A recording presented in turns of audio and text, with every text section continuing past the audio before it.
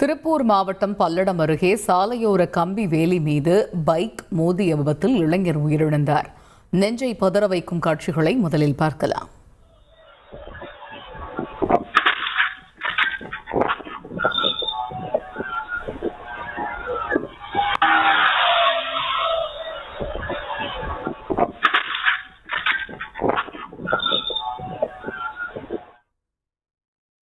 இது பற்றிய விவரங்களை செய்தியாளர் பிரதீஸ்வரனிடம் கேட்போம். பிரதீஸ்வரன், இந்த விபத்து தொடர்பான கள விவரங்கள் என்ன?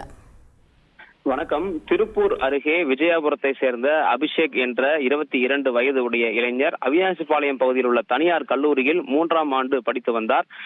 கல்லூரி முடிந்து அழகுமலை பெருந்தொழுவு சாலையில் தனது இருசக்கர வாகனத்தில் அதிவேகமாக சென்று கொண்டிருந்தார். அப்போது வளைவில் திரும்ப முடியாமல் அந்த இருசக்கர வாகனமானது சாலையோர கம்பி வேலியின் மீது மோதியது. இதில் பலத்த காயமடைந்த அபிஷேக்கை மீட்ட அக்கம் பக்கத்தினர் அவரை மீட்டு திருப்பூர் அரசு மருத்துவக் கல்லூரி மருத்துவமனைக்கு அனுப்பி வைத்தனர்.